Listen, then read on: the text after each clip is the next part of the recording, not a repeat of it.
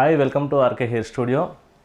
ఒక క్లయింట్ ఈరోజు వచ్చిన క్లయింట్కి ఒక హెయిర్ యొక్క సిచ్యువేషన్ చూద్దాము ఎలా ఉందో. మొత్తం సైడ్స్ బాగా హెయిర్ ఫాల్ అయిపోయింది, మిడిల్లో కూడా చాలా పలచబడిపోయింది. ఒకసారి క్లియర్గా చూడండి ఎంత పలచబడిపోయిందో హెయిర్. సైడ్స్ బాగా డెప్త్కి వెళ్ళిపోయినాయి, హెయిర్ కూడా చాలా పలచబడిపోయింది. దీంతో మనకు హెయిర్ స్టైల్ చేసుకుంటూ ఖచ్చితంగా రాదు, జస్ట్ కవర్ చేసుకోవడం మాత్రమే ఉంటుంది. దాంతో మనము అలా కవర్ చేసుకున్నా కానీ మనం బైక్ మీద పోతప్పుడు కానీ గాలి బాగా వచ్చినప్పుడు కానీ మనకు హెయిర్ అంతా పైకి వెళ్ళిపోయి క్లియర్గా బట్టతల ఉన్నట్లు తెలిసిపోతుంది. సో మనం ఎంత కవర్ చేసుకోవడానికి ట్రై చేసినా కానీ మనకు ఇన్సెక్యూర్, అంటే మనకు కవర్ అయిందా లేదా అన్న ఒక భయము, ఎవరైనా చూస్తారేమో బట్టతల ఉన్నట్టు కనిపిస్తుందేమో అన్న ఒక ఫీల్ అనేది మాత్రం ఖచ్చితంగా ఉంటుంది. సార్ 2 కండిషన్లతో వచ్చారు. ఏంటంటే మా బాండింగ్ మెథడ్లో మనం హెయిర్ మొత్తం రిమూవ్ చేస్తాం కదా, సార్కి అలా రిమూవ్ చేయొద్దు అంట, మన హెయిర్ని ఎలా ఉందో అలానే ఉంచమంటున్నారు. ఇంకొకటి ఏంటంటే సార్కి ఎప్పుడంటే అప్పుడు తీసుకునే విధంగా ఉండాలంట. మార్నింగ్ మొత్తం ఆఫీస్కి వెళ్ళి వచ్చిన తర్వాత ఇంటికి వచ్చి తీసి పడుకునేలా ఉండాలి, మళ్ళీ మార్నింగ్ పెట్టుకుని వెళ్ళే విధంగా ఉండాలి. ఈ 2 కండిషన్లతో వచ్చారు.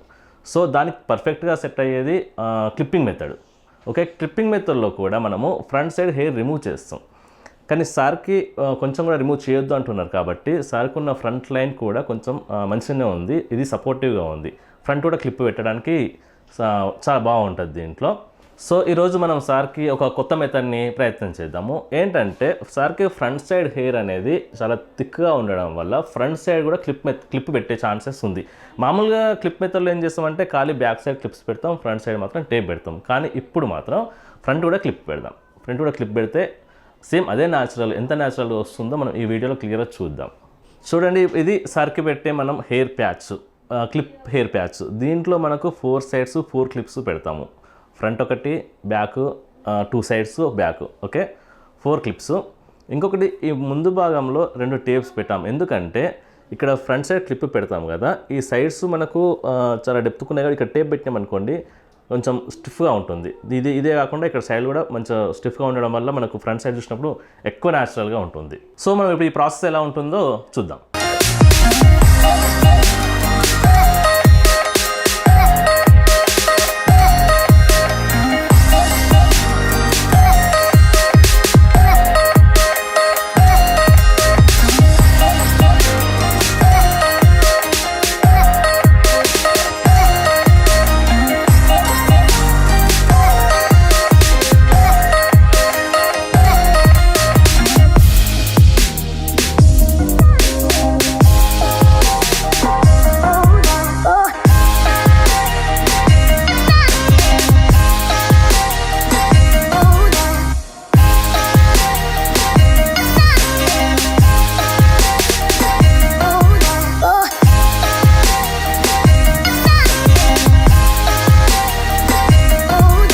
చూసారు కదండి, ఇప్పటివరకు ప్రాసెస్ మొత్తం క్లిప్ మెథడ్లో ప్రాసెస్ ఎలా ఉంటుందో క్లియర్గా చూపించాం కదా.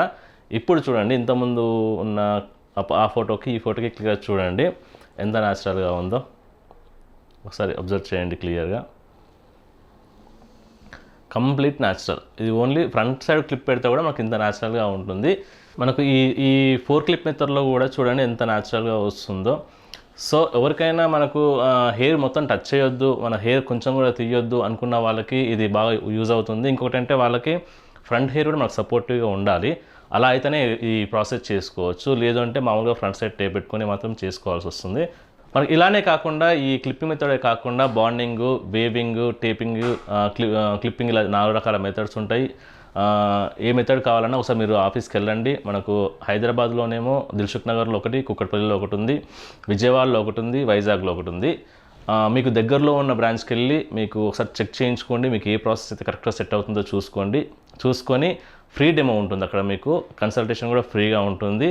చెక్ చేయించుకొని మీకు అన్ని విధాలుగా కంఫర్ట్ అనిపిస్తే ఇమీడియట్గా చేయించుకోవచ్చు. తక్కువ ప్రైస్లో బెస్ట్ రిజల్ట్ ఇస్తాం మేము. ఇది మా ఆర్కే హెయిర్ స్టూడియో ప్రత్యేకత. మీకు ఈ వీడియో కనుక నచ్చినట్లయితే సబ్స్క్రైబ్ చేయండి. ఇలాంటి ఈ వీడియోని మీకు ఎవరైనా ఫ్రెండ్స్ ఉంటే మీరు షేర్ చేయండి, చాలామందికి హెల్ప్ అవుతుంది. మరిన్ని వివరాల కోసం ఇంకేమైనా డౌట్స్ ఉంటే కామెంట్ రూపంలో తెలియజేయండి. Thank you.